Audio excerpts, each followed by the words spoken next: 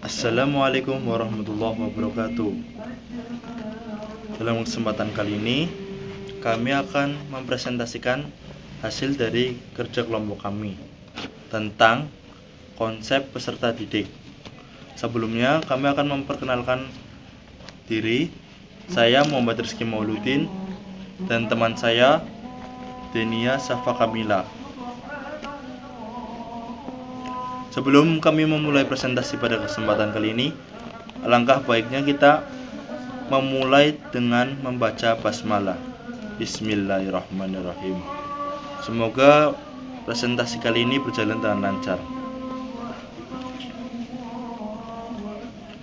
Pengertian peserta didik. Dalam surat At-Tahrim ayat 6 yang berbunyi, A'udzu billahi minasyaitonir rajim. Bismillahirrahmanirrahim.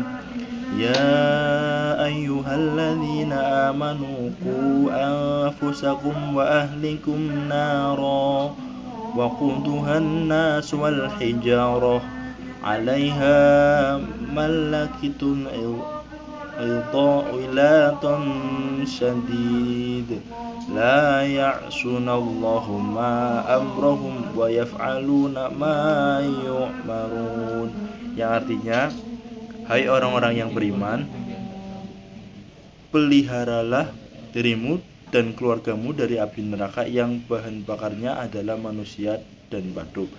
Penjaganya malaikat-malaikat yang kasar, keras, dan tidak mendurhakai Allah terhadap apa yang diperintahkannya, kepada mereka yang selalu mengerjakan apa yang diperintahkan. Anak kandung adalah peserta didik dalam keluarga. Murid adalah peserta didik di sekolah, dan umat beragama menjadi peserta didik masyarakat sekitarnya. Dan umat beragama menjadi peserta didik rohaniawan dalam suatu agama. Dengan demikian, konsep pendidikan Islam, tugas mengajar, mendidik, dan memberikan tuntunan sama artinya dengan upaya untuk meraih surga. Sebaliknya, menelantarkan hal tersebut berarti sama dengan menjerumuskan diri kepada dalam neraka. Jadi, jika tidak boleh melalaikan tugas ini, terlebih lagi Nabi bersabda, muliakanlah anak-anakmu dan didiklah mereka dengan baik.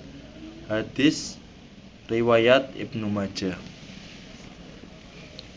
Secara etimologi, peserta didik adalah anak didik yang mendapatkan pengajaran ilmu, serta terminologi peserta didik adalah anak didik atau individu yang mengalami perubahan perkembangan sehingga masih memerlukan bimbingan dan arahan dalam membentuk kepribadian, serta sebagai bagian dari struktural proses pendidikan. Dengan kata lain, peserta didik adalah seorang individu yang tengah mengalami fase perkembangan atau pertumbuhan, baik dari segi fisik dan mental maupun pikiran. Peserta didik di dalam mencari nilai-nilai hidup harus dalam bimbingan sepenuhnya dari pendidik. Karena menurut ajaran Islam, saat anak dilahirkan dalam keadaan lemah dan suci atau fitrah, sedangkan alam sekitarnya akan memberi corak warna terhadap nilai hidup atas pendidikan agama peserta didik. Hal ini sebagaimana sabda Nabi Muhammad SAW yang artinya, tidaklah anak yang dilahirkan itu kecuali telah membawa fitrah atau kecenderungan untuk percaya kepada Allah. Maka kedua orang tuanya yang menjadikan anak tersebut, kecuali orang tua tersebut beragama Yahudi, Nasrani, dan Majusi. Hadis riwayat Muslim. Etika peserta didik terhadap pendidik.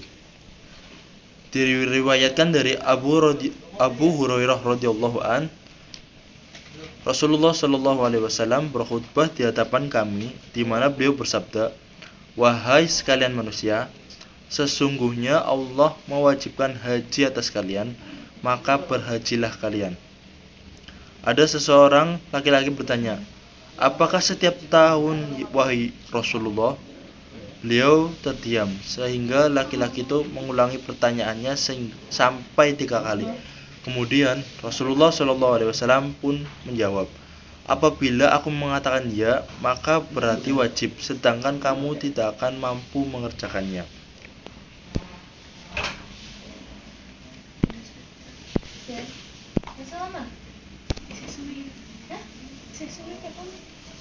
Beliau terus bersabda, tinggalkanlah apa yang tidak aku perintahkan, karena sesungguhnya orang-orang atau umat sebelum kamu binasa karena banyak pertanyaan yang mereka ajukan dan perselisihan mereka terhadap nabi-nabi mereka, tidak mau taat dan patuh. Maka apa saja yang aku perintahkan kepadamu, maka kerjakanlah semampu kamu. Dan apabila kamu melarang kamu atas sesuatu, maka tinggalkanlah. Diriwayatkan oleh Imam Abi Husain Muslim Ibnu Hajjaj Qursyairi Taisaburi dalam kitab Haji. Dari hadis di atas dapat disimpulkan bahwa Rasulullah melarang sahabat mempertanyakan kembali suatu pertanyaan yang oleh Rasulullah didiamkan atau tidak dijawab, karena beliau punya alasan tertentu untuk tidak menjawab pertanyaan tersebut. Sesuai dengan itu pula, Al-Adbari pun menasihatkan para seseorang murid agar jangan mengganggu guru dan banyak pertanyaan. Bila ternyata bahwa ia tidak suka dengan demikian, jangan berlari di belakang jika di jalanan.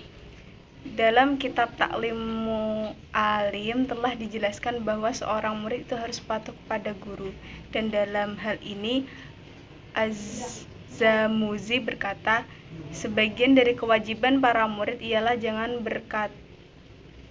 jangan berjalan di depan guru, jangan duduk di tempat guru, dan jangan berbicara kecuali sesudah meminta izin dari guru. Adapun sikap murid terhadap guru antara lain adalah penghormatan, penghargaan kepada ilmu dan guru. Potensi-potensi peserta didik. Hendaklah takut orang-orang andaikan meninggalkan keturunan yang lemah di belakang kematian maka mereka mengkhawatirkannya.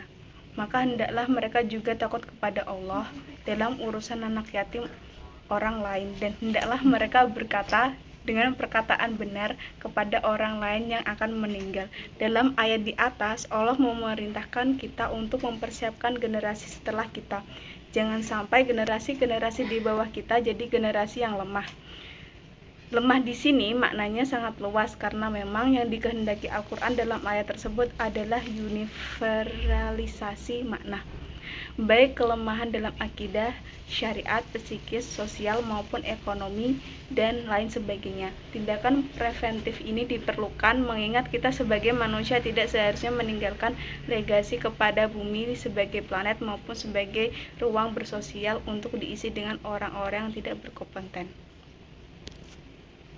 Di dalam proses pendidikan, seorang peserta didik yang berpotensi adalah objek atau tujuan dari sebuah sistem pendidikan yang secara langsung berperan sebagai subjek atau individu yang perlu mendapatkan pengakuan dari lingkungan sesuai dengan keberadaan individu itu sendiri. Sehingga dengan pengakuan tersebut, seorang peserta didik akan mengenal lingkungan dan mampu berkembang dan membentuk kepribadian sesuai dengan lingkungan yang dipilihnya, dan mampu mempertanggungjawabkan perbuatannya pada lingkungan tersebut. Adapun hal-hal yang harus dipahami adalah kebutuhan, dimensi-dimensinya, inteligensinya, kepribadiannya. Dari Abu Hurairah radhiyallahu anhu berkata, Rasulullah SAW bersabda, tidak seorang bayi pun kecuali dilahirkan dalam keadaan fitrah, lalu kedua orang tuanya yang menjadikannya dia Yahudi atau Nasrani atau Majusi sebagai hewan ternak yang dilahirkan sebagai selamat. Apakah engkau merasakan adanya cacat? Rasulullah SAW bersabda, jadilah kalian orang berilmu, aliman, atau setidaknya jadi penuntut ilmu, muta'aliman, atau setidaknya jadilah pendengar, musta'amian, atau setidaknya jadi pendukung aktivitas keilmuan, muhibban, dan jangan jadi yang kelima, yaitu yang bukan keempat kriteria di atas, maka kalian akan binasa. Dan berdasarkan itulah dapat ditipekan tipe-tipe manusia berdasarkan sikap terhadap ilmunya sebagai berikut, yaitu 1. Aliman, orang berilmu. 2. Muta'aliman, para pembelajar. 3. Mustami'an, para penyimak ilmu. Dan terakhir muhibban, para pendukung pembelajar dan aktivitas keilmuan. Sekian dari kelompok kami, kurang lebihnya mohon maaf. Wassalamualaikum warahmatullahi wabarakatuh.